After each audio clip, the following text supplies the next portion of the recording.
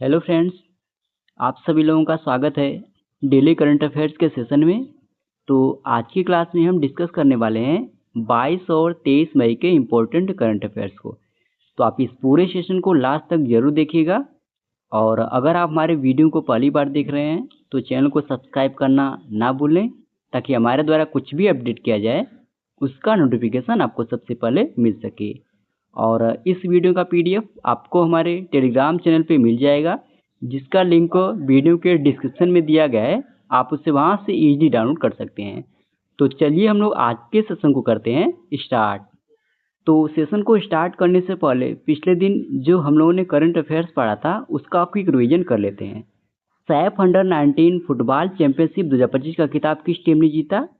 तो इसे अपने भारतीय टीम ने जीता। खेलो इंडिया यूथ गेम्स 2025 का खिताब किसने जीता है? तो महाराष्ट्र ने। पुष्कर कुंभ मेला 2025 का आयोजन कहाँ किया जा रहा है? तो उत्तराखंड में। हाल ही में कक्षा 10वीं के सभी छात्रों के लिए रोबोटिक्स शिक्षा अनिवार्य करने वाला पहला राज्य कौन सा बना है? तो केरल। हाल ही में विश्व उच्च रक्तचाप दिवस 2025 कब मनाया गया? 17 मई को। सुपर बेट शतरंज क्लासिक 2025 का खिताब भारत के किस ग्रैंड मास्टर ने जीता है? तो इसे आर प्रज्ञानंद ने जीता। हाल ही में 2025 का इटालियन ओपन का खिताब किसने जीता है? तो इसे कार्लोस अल्काराज ने जीता। हाल ही में देश के बहादुरों के सम्मान में एक देश एक धड़कन पहल किस मंत्रालय ने शुरू की है? तो संस्कृति मंत्रालय ने इसकी शुरुआत की है। विश्व दूरसंचार एवं सूचना समाज दिवस 2025 कब मनाया गया? 17 मई को। हाल ही में अंतर्राष्ट्रीय संग्रहालय दिवस कब मनाया गया है? तो 18 मई को यह दिवस मनाया गया। हाल ही में किसे पाकिस्तान के बलूचिस्तान में पहली महिला हिंदू सहायक आयुक्त नियुक्त किया गया है? तो कशिश चौधरी को। हाल ही में सुब्बना अय्यप्पन का निधन हुआ, वे कौन थे? तो एक वैज्ञानिक थे। हाल ही में ऑटोमोटिव और हथियार प्रणाली का परीक्षण केंद्र का उद्घाटन कहाँ पर किया गया? तो चेन्नई में इसका उद्घाटन किया गया है। अब चलिए हम लोग आज के सेशन को कवर कर लेते हैं, जिसमें आज का पहला प्रश्न है, मई 2025 में कामिल इदरिस को किस देश का प्रधानमंत्री नियुक्त किया गया है? तो इसका सही विकल्प हो जाएगा बी, यानी सूडान में। आइए क्वेश्चन से रिलेटेड इंपॉर्टेंट पॉइंट कवर कर लेते हैं। तो सूडान के सैन्य प्रमुख जनरल अब्देल फताह अल बुरहान ने 19 मई 2025 को कामिल इदरिस को देश का नया प्रधानमंत्री नियुक्त किया है, जो अप्रैल 2023 में शुरू हुए गृह युद्ध के बाद पहला प्रधानमंत्री नियुक्त किया गया है। और आपको बता दें, कामिल इदरिस की नियुक्ति 2022 के बाद पहली बार किसी प्रधानमंत्री की नियुक्ति है, जब अब्दुल्ला हमदोक ने प्रधानमंत्री पद से इस्तीफा दिया था। ओके। और बात करें सूडान की, तो सूडान ये फ्रेंड्स अफ्रीका महाद्वीप में स्थित एक देश है, जो अपनी विविध संस्कृति और ऐतिहासिक महत्व के लिए जाना जाता है। सूडान की राजधानी खार्तूम, यहाँ के वर्तमान प्रधानमंत्री जो अभी हाल ही में नियुक्त हुए कामिल इदरिस, यहाँ की मुद्रा सूडानी पाउंड, आधिकारिक भाषा यहाँ की अरबी अंग्रेजी। और सूडान की अगर पड़ोसी देशों की बात करें तो 7 पड़ोसी देश हैं, जिसमें मिस्र, इथियोपिया, एरिस्ट्रिया, दक्षिण सूडान, मध्य अफ्रीका गणराज्य, चाड और लीबिया। और ये है सूडान का मैप। तो अभी आपको इनका नाम याद रखना है, कामिल इदरिस, जिन्हें सूडान में 2023 में शुरू हुए गृह युद्ध के बाद पहला प्रधानमंत्री नियुक्त किया गया है। अच्छा, अब अन्य देशों में जो नए प्रधानमंत्री नियुक्त हुए हैं उनका हम लोग रिवीजन कर लेते हैं। तो फ्रांकोइस बायरू को फ्रांस का नया प्रधानमंत्री नियुक्त किया गया। एलिक्स डिडियर फिल्स एम ने हैती के प्रधानमंत्री के रूप में शपथ ली। डॉक्टर नवीन राम गुलाम को मॉरिशस के प्रधानमंत्री के रूप में नियुक्त किया गया। नवाब सलाम लेबनान के प्रधानमंत्री बने। माइकल मार्टिन आयरलैंड के प्रधानमंत्री बने। वाट डी वेबर बेल्जियम के प्रधानमंत्री। जोथम नापत वानुअतु के प्रधानमंत्री। मार्क कार्नी को कनाडा के प्रधानमंत्री के रूप में नियुक्त किया गया। ड्यूरो मैकूट सर्बिया के प्रधानमंत्री बने। बुर्किना फासो के प्रधानमंत्री रीम तालबा जीन इमेनुएल ओवे ड्रागो बने। नेपाल के प्रधानमंत्री केपी शर्मा ओली। माली के प्रधानमंत्री अब्दुल्लाह मेगा। श्रीलंका के प्रधानमंत्री हरनियमर सूर्या। थाईलैंड के प्रधानमंत्री पेंतोंग टान शिनावात्रा। जॉर्डन के प्रधानमंत्री जाफर हसन। जापान के प्रधानमंत्री शिगेरू इशिबा। और सीरिया के प्रधानमंत्री बने मोहम्मद गाजी जलाली। अगला प्रश्न है, अंतर्राष्ट्रीय बुकर पुरस्कार 2025 किसने जीता है? तो इसका सही विकल्प हो जाएगा बी, यानी बानू मुश्ताक ने। तो भारतीय लेखिका, वकील और कार्यकर्ता बानू मुश्ताक ने अपनी किताब हार्ट लैम्प के लिए साल 2025 का अंतर्राष्ट्रीय बुकर पुरस्कार जीतकर इन्होंने इतिहास रच दिया है, क्योंकि फ्रेंड्स ऐसा पहली बार है जब किसी कन्नड़ भाषा की रचना को यह सम्मान मिला है। और इस पुस्तक का अंग्रेजी अनुवाद दीपा भट्टी ने किया है। यह पुस्तक दक्षिण भारत की मुस्लिम महिलाओं के सूक्ष्म संघर्ष और लचीलेपन पर प्रकाश डालती है। तो इसमें आप लोगों को 2-3 पॉइंट याद रखना है। अवार्ड का नाम अंतर्राष्ट्रीय बुकर पुरस्कार 2025, यह किसे मिला है? तो बानो मुश्ताक को। और किस नोबेल के लिए? तो हार्ट लैम्प के लिए। यह कौन सी भाषा में लिखी गई थी? तो कन्नड़ भाषा में। इतना आप लोग जानते रहिए, ओके। अच्छा, अब अंतर्राष्ट्रीय बुकर पुरस्कार के बारे में भी जान लेते हैं। तो यह यूनाइटेड किंगडम में आयोजित एक अंतर्राष्ट्रीय साहित्यिक पुरस्कार है। पहली बार यह पुरस्कार सन 2005 में दिया गया और पहले पुरस्कार विजेता थे इस्माइल कादरे, जो अल्बानिया से बिलोंग करते हैं। और इस पुरस्कार को पाने वाले पहले भारतीय की अगर बात करें तो गीतांजलि श्री थी, जिन्हें सन 2022 में यह पुरस्कार प्रदान किया गया था। अच्छा, अब हम लोग 2025 में प्रदान किए गए कुछ पुरस्कार का रिवीजन कर लेते हैं। तो पायल कपाड़िया को प्रतिष्ठित फ्रांसीसी सम्मान officer of the order of arts and letters पुरस्कार से सम्मानित किया गया। कुमार मंगलम बिड़ला को लता दीनानाथ मंगेशकर पुरस्कार 2025 से सम्मानित किया गया। अच्युत सामंत को गुरुदेव कालीचरण ब्रह्म पुरस्कार 2025 से सम्मानित किया गया। World press photo of the year 2025 के विजेता रहे समर अबू एलॉफ, जो फिलिस्तीनी फोटोग्राफर थे। टोक्यो में लेजेंड्स ऑफ एंडोस्कोपी पुरस्कार मिला डॉक्टर डी नागेश्वर रेड्डी को। पी शिवकामी को वर्चुअल दलित साहित्य पुरस्कार 2025 प्रदान किया गया। Sudarshan Patnaik the Fred Darrington sand master पुरस्कार जीतने वाले पहले भारतीय बने, जो इन्हें इंग्लैंड में यह पुरस्कार प्रदान किया गया। 134वें सरस्वती सम्मान 2024 के लिए हिंदी के प्रसिद्ध संस्कृत विद्वान साधु भद्रीदास को दिया गया। राष्ट्रीय समुद्री वरुण पुरस्कार 2025 यह राजेश सुनी को, जो समुद्र के क्षेत्र में भारत का सर्वोच्च सम्मान है। पीएम नरेंद्र मोदी को श्रीलंका का सर्वोच्च सम्मान मित्र विभूषण से सम्मानित किया गया।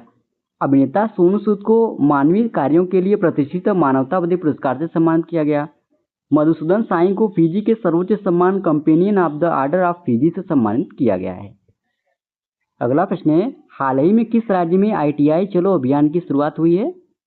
तो इसका सही विकल्प हो जाएगा डी, यानी उत्तर प्रदेश में। तो अभी उत्तर प्रदेश सरकार ने युवाओं के सर्वांगीण विकास और रोजगार के अवसर को बढ़ावा देने के लिए ITI चलो अभियान की शुरुआत की है। यह अभियान प्रदेश के राजकीय और निजी औद्योगिक प्रशिक्षण संस्थानों यानी ITI में शैक्षणिक सत्र 2025 के लिए प्रवेश प्रक्रिया को प्रोत्साहित करने के लिए शुरू किया गया है, जो मई 2025 से शुरू हो चुकी है। इस अभियान की अगर हम उद्देश्य की बात करें तो केंद्र सरकार की make in India, startup, stand up और डिजिटल इंडिया जैसी योजनाओं के अनुरूप उत्तर प्रदेश में कुशल युवाओं की एक सशक्त पीढ़ी तैयार करना इस अभियान का उद्देश्य है।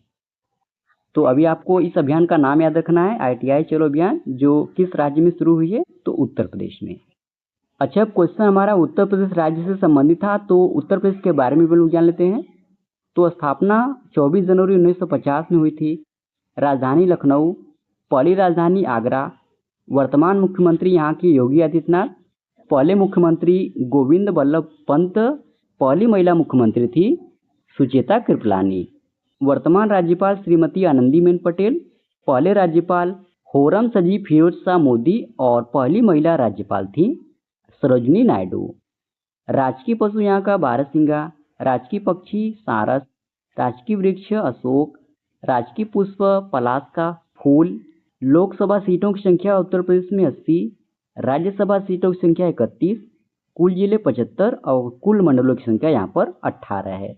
और ये है उत्तर प्रदेश राज्य का मैप। अगला प्रश्न है, किसने मिस वर्ल्ड 2025 स्पोर्ट्स चैलेंज में स्वर्ण पदक जीता है?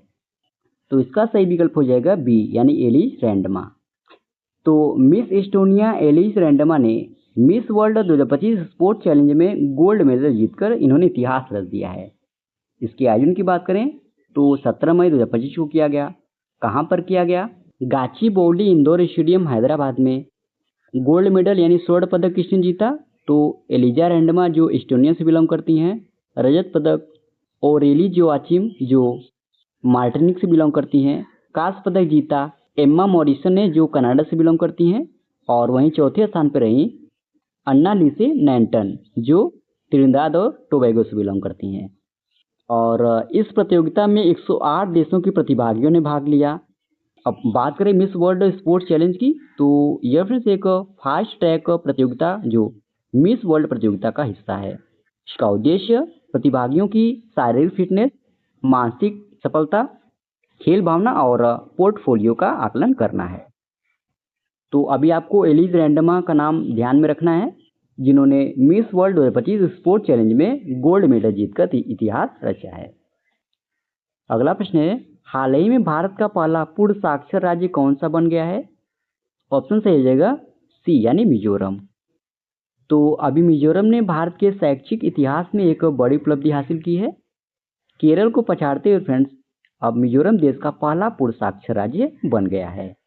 मिजोरम को आधिकारिक तौर पर उल्लास नव भारत साक्षरता कार्यक्रम के तहत पूर्ण साक्षर राज्य घोषित किया गया। इसका मतलब फ्रेंड्स राज्य में अब कोई अनपढ़ नहीं है और राज्य का हर व्यक्ति जिसकी उम्र 15 वर्ष से अधिक है अब वह पढ़ने और लिखने में सक्षम है। तो अब मिजोरम को यह उपलब्धि उल्लास यानी नव भारत साक्षरता कार्यक्रम के तहत मिली है। और आपको बता दें फ्रेंड्स, शिक्षा मंत्रालय के अनुसार 2011 में हुई जनगणना में देश की साक्षरता दर 79.04% थी। वहीं 2011 की जनगणना में मिजोरम की साक्षरता दर 51.33% थी, जो देश में तीसरे स्थान पर था। अब जो फ्रेंड्स भारत का पहला पूर्ण साक्षरता राज्य बन गया है। अगला प्रश्न है, फुटबॉल टूर्नामेंट ला लीगा 2024-25 का खिताब किसने जीता है? तो इस किताब को एफसी बार्सिलोना ने जीता है, यानी ए ऑप्शन सही हो जाएगा। तो अभी ला लीगा 2024-25 का खिताब एफसी बार्सिलोना ने स्पैनियोल को 2-0 से हराकर जीता है। ला लीगा 2024-25 सीजन का आयोजन अगस्त 2024 से मई 2025 तक किया गया और बार्सिलोना ने यह खिताब 88 बार जीता है, जबकि रियल मैड्रिड ने इसे सबसे ज़्यादा 36 बार जीत चुका है। अब बात करें ला लीगा टूर्नामेंट की, तो ला लीगा टूर्नामेंट या फिर स्पेन की पेशेवर फुटबॉल लीग है, जो दुनिया के सबसे प्रतिष्ठित और लोकप्रिय फुटबॉल लीगों में से एक है। इस लीग में 20 टीमें भाग लेती हैं। इसकी स्थापना की अगर बात करें तो 1929 में इसकी स्थापना हुई थी। इसका मुख्यालय मैड्रिड स्पेन में स्थित है। तो अभी ला लीगा 2024-25 का खिताब किसने जीता है? तो एफसी बार्सिलोना ने जीता है। अगला प्रश्न है, हाल ही में चर्चा में रही कोडाई कनाल सौर वेधशाला किस राज्य में स्थित है? तो इसका सही विकल्प हो जाएगा डी यानी तमिलनाडु। तो अभी डाक विभाग ने कोडाई कनाल सौर वेधशाला की 125वीं वर्षगांठ के उपलक्ष्य में डाक टिकट जारी किया है, इसीलिए अभी न्यूज में रहा। अच्छा, अब कोडाई कनाल सौर वेधशाला के बारे में जान लेते हैं। यह कोडाई कनाल तमिलनाडु में स्थित है। इसका संबंध भारतीय खगोल भौतिकी विज्ञान यानी इंडियन इंस्टीट्यूट ऑफ एस्ट्रोफिजिक्स से है और यह फ्रेंड्स 1 सदी से भी अधिक समय से भारत में सौर अनुसंधान का केंद्र है। इस वेधशाला के माध्यम से सूर्य से संबंधित वैज्ञानिक अध्ययन किया जाता है। अगला प्रश्न है, विश्व हाइड्रोजन शिखर सम्मेलन 2025 का आयोजन कहाँ किया गया है? तो नीदरलैंड में, यानी डी ऑप्शन सही हो जाएगा। तो अभी विश्व हाइड्रोजन शिखर सम्मेलन 2025 का आयोजन 20 से 22 मई 2025 के बीच नीदरलैंड के रोटरडैम शहर में आयोजित किया गया। इस शिखर सम्मेलन का मुख्य उद्देश्य वैश्विक स्तर पर हरित हाइड्रोजन के उत्पादन, उपयोग और व्यापार को बढ़ावा देना था। और आपको बता दें फ्रेंड्स, भारत ने 2047 तक ऊर्जा स्वतंत्रता प्राप्त करने और 2070 तक शुद्ध शून्य कार्बन एनर्जी का लक्ष्य रखा है। इसको भी आप लोग जानते रहेंगे। तो अभी विश्व हाइड्रोजन शिखर सम्मेलन 2025 का आयोजन कहाँ किया गया? तो नीदरलैंड के रोटरडैम में। और कब से कब तक? तो 20 मई से 22 मई 2025 तक। अगला प्रश्न है, 78वीं विश्व स्वास्थ्य सभा का आयोजन कहाँ किया गया है? तो इसका सही विकल्प हो जाएगा डी, यानी जिनेवा स्विट्जरलैंड में। तो फ्रेंड्स, स्विट्जरलैंड के जिनेवा में 21 मई 2025 को 78वीं विश्व स्वास्थ्य सभा यानी WHO का आयोजन किया गया। और इसके आयोजन तिथि की बात करें तो 19 से 27 मई 2025 तक इसका आयोजन किया जाएगा, जिसे स्वास्थ्य के लिए एक विश्व थीम के तहत शुरू किया गया है। अगला प्रश्न है, हाल ही में विश्व मधुमक्खी दिवस कब मनाया गया है? तो इसका सही विकल्प हो जाएगा सी, यानी 20 मई को। तो विश्व मधुमक्खी दिवस हर साल 20 मई को मनाया जाता है।